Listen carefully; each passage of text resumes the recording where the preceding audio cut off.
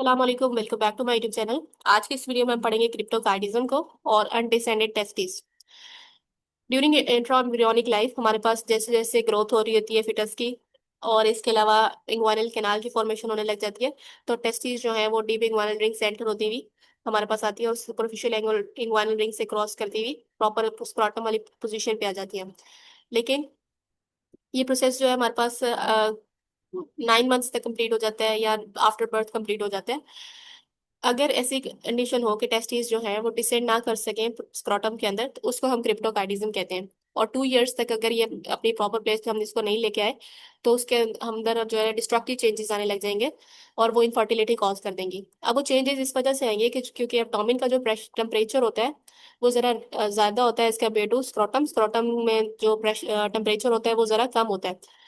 और इसके अलावा अगर एक चीज प्रॉपर प्लेस पे ना पड़ी हो तो उसके अंदर हमें मेलिग्नेंसी के चांसेस भी बढ़ जाते हैं। अब यूबरनाक्यूलम क्या होता है? ये एक फीटल स्ट्रक्चर होता है जो कि इंपॉर्टेंट रोल प्ले कर रहा होता है टेस्टिस को डिसेंड करवाने में एब्डोमेन से स्क्रोटम तक, और नॉर्मल पाथवे फॉलो करवाने में। एक फाइब्रस कॉर्ड होती है जो कि गाइड कर रही होती है और बाद में ये स्क्रोटल लिगामेंट में कन्वर्ट हो जाती है। सो इन दिस पिक्चर ये हमारे पास दिखाया हुआ है यूबरनाक्यूलम। तो ये प्रॉपरली इस टेस्टिस को लेके जा रहा होता है स्क्रोटम तक। नेक्स्ट हम देखते हैं टाइप्स क्या है इसकी। एब्सेंट, या तो टेस्टिस कंजेनाइटली एब्सेंट है जिसको हम एनोर्किया भी कहते हैं। अब इनॉर्किया को कैसे पता लगेगा कि अब टेस्टिस है ही नहीं बॉडी में? तो उसमें ऐसा होगा कि हमारे पास जो हम ब्लड टेस्ट कराएंगे तो उसमें एफएसएच का लेवल हमने चेक करना होगा ब्लड के अंदर। अगर एफएसएच का लेवल रेज्ड होगा तो इसका मतलब ये है कि हमारे पास टेस्टिस एब्सेंट है।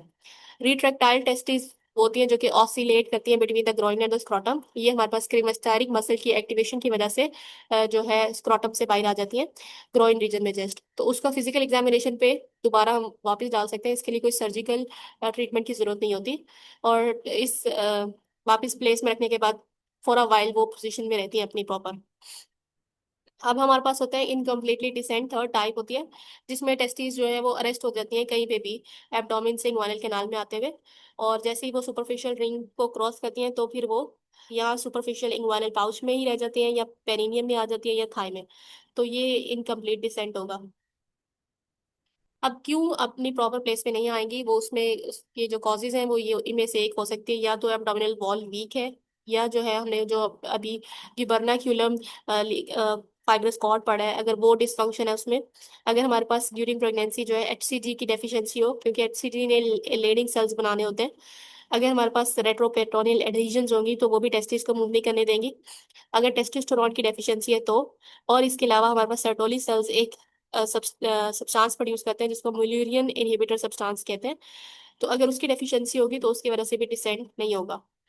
क्लिनिकल फीचर्स में ये पेन होगी जाहिर है, और इसके अलावा हर्निया डेवलप हो सकता है, टॉर्जन हो सकती है, मैलिग्नेंसी के चांसेस 40 टाइम्स बढ़ जाते हैं। और ये राइट साइड पे ज़्यादा कॉमन होती है लेकिन बायलिटरल भी हो सकती है। और इसके अलावा इसमें एट्रोफी हो सकती है। फिजिकल एग्जामिनेशन पे हमें अंदाजा हो जाएगा कि किस प्लेस पे जो है वो अरेस्ट हुई हुई है टेस्टिस। उसके बाद हम इन्वेस्टिगेशंस करवाएंगे। इन्वेस्टिगेशन में हम लोग अल्ट्रासोनोग्राफी करवा सकते हैं जो कि हेल्पफुल होती है, बट लेप्रोस्कोपी जो है इन्वेस्टिगेशन ऑफ चॉइस है। इसके अलावा हम सीटी करवा सकते हैं। और जब हम देख लेंगे कि अगर टेस्टिस अलाइव है तो उसको हम लोग फिर और कार्डियोपेक्सी परफॉर्म करेंगे, जो कि हमने इंसिजन दे के जहाँ पे भी अरेस्ट हुई हुई है इंग्वानल फिनाल में सपोज अरेस्ट हुई है तो वहाँ पे इंसिजन देंगे। टेस्टिस को मोबिलाइज करवा के प्रॉपर अपनी उसके प्लेस में लेके आएंगे। और जो प्रोसीजर फॉलो होता है वो है फाउलर प्रोसीजर, जो कि 1 स्टेज प्रोसीजर भी हो सकता है, 2 स्टेज भी हो सकता है। कि हमने जो है ना पहले टेस्टिस को इंग्वानल कैनाल से निकालना है और वहां पे जो उसको ब्लड सप्लाई मिल रहा होगा वो वहां पे लाइगेट करके फिर हमने उसको प्रॉपर उसकी इंग्वानल रिंग से क्रॉस करवा के उसको स्क्रॉटम तक लेके जाना है। और कोलेटरल ब्लड सप्लाई जो है ना जब वहाँ पे प्रॉपर सप्लाई होने लग जाएगी तो फिर उसके बाद ये प्रोसीजर परफॉर्म हो जाएगा। और ये प्रोसीजर जो है वो लेप्रोस्कोपिकली भी परफॉर्म हो सकता है जो कि मिनिमली इन्वेसिव होता है। सो इस डायग्राम में दिखाया हुआ है कि यहाँ पे इंसिजन देंगे इंग्वानल कैनाल में, टेस्टिस को बाहर निकालेंगे, और उसके बाद अंदर से ये उसको स्क्रोटम तक प्रॉपर प्लेस में ले जाएंगे, इस डायग्राम में दिखाया हुआ है। और उसके बाद हम उसको प्रॉपर सुचरिंग कर देंगे। What is the difference between ectopic and undescended testis? Undescended testis में वो अरेस्ट हुई होंगी, लेकिन एक्टोपिक में वो या फिर सुपरफिशियल इक्वाइनल पाउच में प्रेजेंट होगी, या पेरिनियम में, या रूट ऑफ पीनस में, या फिर femoral ट्रायंगल में. So that was all about cryptorchidism. If you have any query, you can ask.